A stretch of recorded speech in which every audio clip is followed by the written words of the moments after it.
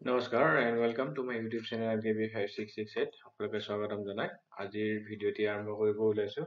আজিৰ ভিডিঅ'ৰ টপিক হৈছে ইউডাইছত ইতিমধ্যে যিবিলাক ষ্টুডেন্ট ড্ৰপ বক্সত আছে সেই ড্ৰপ বক্সৰ ষ্টুডেন্ট খিনি আপোনালোকে আপডেট কৰিব লাগিব গতিকে এটি অতি জৰুৰী নিৰ্দেশনা আহিছে যে আপোনালোকে এই ড্ৰপ বক্সৰ ষ্টুডেন্ট খিনি অতি সোনকালে আপডেট কৰিব লাগিব আৰু এই আপডেট খিনি কেনেকৈ কৰা হ'ব এই স্টেপ বাই স্টেপ জানাবৰ কাৰণে আসলে এই ভিডিঅ'টি প্ৰস্তুত কৰি উলিয়াইছে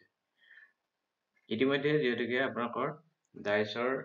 স্কুল প্ৰফাইল টিচাৰ প্ৰফাইল আৰু লাষ্টলি যি ষ্টুডেন্ট প্ৰফাইল আছিলে ষ্টুডেন্ট প্ৰফাইলৰ কামখিনি কৰা হ'ল আৰু যিবিলাক ষ্টুডেন্ট ইম্পৰ্ট কৰিব লগা আছিলে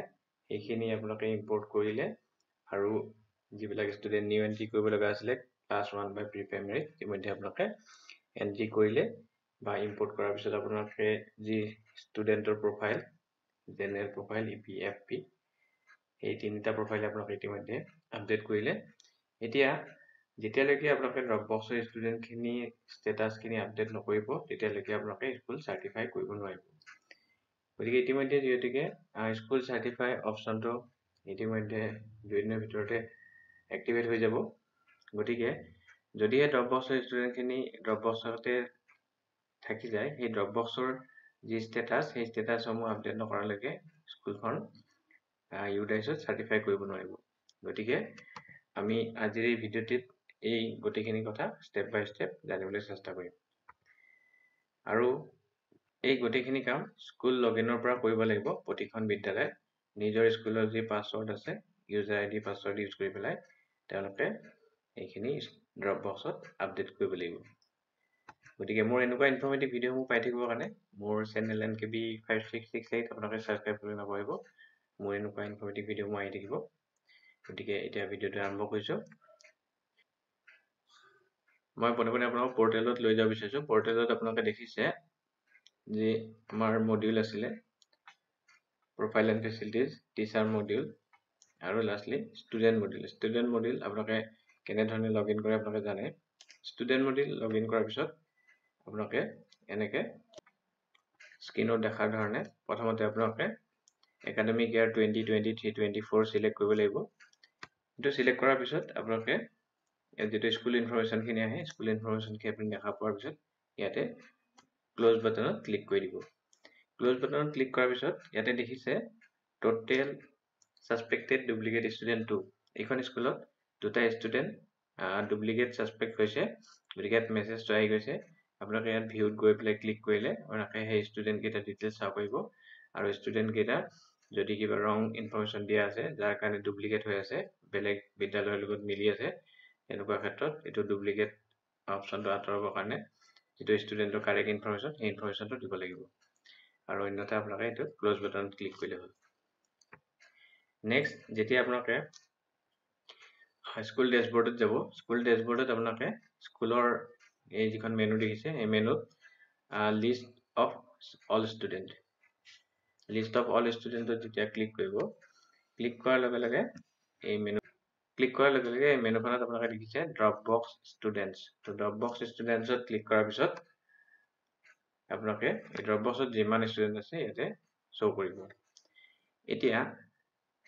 মই জনাব বিচাৰিছো যে কেনে ধৰণে আপোনালোকে ড্ৰপ বক্সৰ ষ্টেটাসসমূহ আপডেট কৰিব তো প্ৰথমতে ড্ৰপ বক্সৰ ষ্টুডেন্টৰ ইয়াতে ষ্টুডেন্টৰ name pen number class parents details লাগ থাকিব তাৰ পিছত যেটো কাৰেন্ট ড্ৰপ বক্সৰ ষ্টেটাস থাকিব ইয়াতে কাৰেন্ট ড্ৰপ বক্সৰ ষ্টেটাস তেনেকৈ ইয়াতে থাকিব ইয়াতে প্ৰতিটো ষ্টুডেন্টৰ এগেইনষ্টত আপডেট কৰিবলৈ হলে প্ৰথমতে ইয়াত চেক বক্স আছে এই চেক বক্সটো প্ৰথমতে ক্লিক কৰি ল'ব লাগিব ইয়াতে স্ক্ৰীনত দেখিছে চেক বক্সটো আপোনালোকে ক্লিক কৰি ল'লে ক্লিক কৰাৰ লগে লগে এই ড্ৰপ ডাউন মেনু দুটা এক্টিভেট হৈ যাব ষ্টুডেন্ট ষ্টেটাস আৰু ৰিমাৰ্কস এই ড্ৰপ ডাউন মেনু আপোনালোকে এটো এডিট কৰিব বা ইয়াৰ পৰা সিলেক্ট কৰিব পৰা হৈ যাব তো তাৰ পিছত আপোনালোকে যেতিয়া ষ্টুডেন্ট ষ্টেটাসত ক্লিক কৰিব ড্ৰপ ডাউন মেনুত তেতিয়া পাঁচটা অপচন দেখিবলৈ পাব ইয়াতে পাঁচটা অপচনৰ ভিতৰত আছে প্ৰথমটো mark inactive left school without TC currently marked dropout left school with TC non dropout left school without TC non dropout আৰু lastly left school with TC currently mark dropout এই পাঁচটা অপশনৰ ভিতৰত আপোনাক এটা সিলেক্ট কৰিব লাগিব সাপোজ প্ৰথম অপশনটো select কৰিলে mark inactive যদি সিলেক্ট কৰে তাৰ পিছত আপোনাকে remarksত যেতিয়া যাব দেখিবলৈ পাব এই remarks drop down menuত আপোনাকে তিনটা অপশন দেখিব duplicate entry wrong entry or due to death গতিকে যদি হে ষ্টুডেন্টটো inactive কৰি দিয়ে তেতিয়াহলে remarksত এই তিনটা অপশনৰ এটা দিব লাগিব duplicate entry wrong entry or due to death যদি হে আপোনাকে inactive কৰি দিয়ে ষ্টুডেন্টটো তেতিয়া inactive ষ্টুডেন্টৰ এগেইনষ্টত আৰু কোনো বিদ্যালয়ে এই ষ্টুডেন্টটো ইম্পোৰ্ট কৰিব নোৱাৰিব নেক্সট অপশনটো আছিল left school without TC currently mark dropout গতিকে এই অপশনটো যদি সিলেক্ট কৰে তেতিয়া হলে ৰিমাৰ্কছত দেখিবলৈ পাব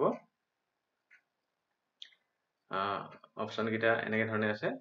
economic reason employment student absent since many days orphan transportation difficulties other reasons গতিকে যদি এই অপশনটো হয় তেতিয়া হলে আপোনাকে ৰিমাৰ্কছত ইয়াৰে যিকোনো এটা অপশন দিব লাগিব তাৰ পিছত 3 নম্বৰ অপশনটো আছিল যেটো ষ্টুডেন্ট স্ট্যাটাস যদি দিব বিচাৰে এটো হৈছে left school with TC non dropout যদি এই অপশনটো সিলেক্ট কৰে তেতিয়া হলে remarks drop down menu পৰা আপোনাকে ইয়াত স্ক্ৰিনত দেখা ধৰণে অপশনৰ এটা সিলেক্ট কৰিব লাগিব অপশন কিটা আছে active for import status not known studying in other school in same block migrated to other block or district migrated to other state migrated to other country gone for study in open schooling or unrecognized schools next option to আছে left school without TC non dropout এই অপশনটো যদি select কৰে আপোনাক দেখিবলৈ পাব ৰিমাৰ্কছত active for import or status unknown studying in other school in same block migrated to other block or district migrated to other state migrated to other country gone for study in open schooling তাৰ পিছত যেটা last option আছে student statusত হেতু হৈছে left school with TC currently mark dropout যদি এই অপশনটো select কৰে তেতিয়া হলে ৰিমাৰ্কছত economic reason employment student absent since many days orphan transportation difficulties other reason এই অপশন কিটাৰ ভিতৰত এটা দিব লাগিব আৰু আপোনালোকে যেটো অপশনে সিলেক্ট নকৰে student statusৰ পৰা আৰু ৰিমাৰ্কছৰ পৰা এই ড্ৰপ ডাউন দুইটা মেনুৰ পৰা আপোনালোকে যেটো অপশনে সিলেক্ট নকৰো তাৰ পিছত আপোনালোকে আপডেট বাটনত ক্লিক কৰিব লাগিব ঠিক তেনে ধৰণে নেক্সট ষ্টুডেন্টৰ ক্ষেত্ৰত আপোনালোকে প্ৰথমতে এই যেটো চেক বক্স আছে চেক বক্সটো ক্লিক কৰি লব তাৰ পিছত ষ্টুডেন্ট ষ্টেটাস ড্ৰপ ডাউন মেনুৰ পৰা এটা আপোনালোকে অপশন ইয়াৰ পৰা লৈ লব যেটো আপোনালোকে কাৰেক্ট বুলি ভাবে তাৰ পিছত ৰিমাৰ্কছৰ পৰা ৰিমাৰ্কছৰ যেটো ড্ৰপ ডাউন মেনু আছে সেই মেনুৰ পৰা এটা অপশন ইয়াত লৈ লব তাৰ পিছত আপডেট কৰিব ঠিক তেনে ধৰণে আপোনালোকে প্ৰতিটো ষ্টুডেন্টৰ ক্ষেত্ৰতে এনেকে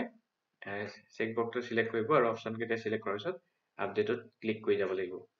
আৰু এটা কথা মন কৰিব যদি হে ইনএক্টিভ কৰি দিয়ে ইনএক্টিভৰ ক্ষেত্ৰত ষ্টুডেন্টক ড্ৰপ বক্সৰ পৰা নাইকিয়া হৈ যাব আৰু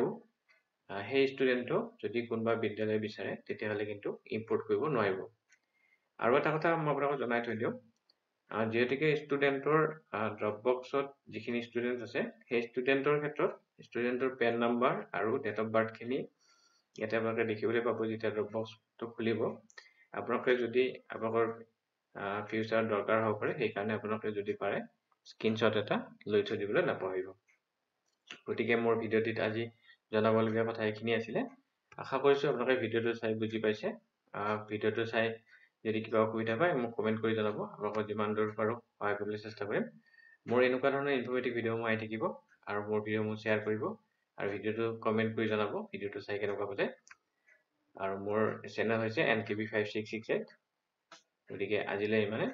জয় হিন্দ বন্দে মাতৰম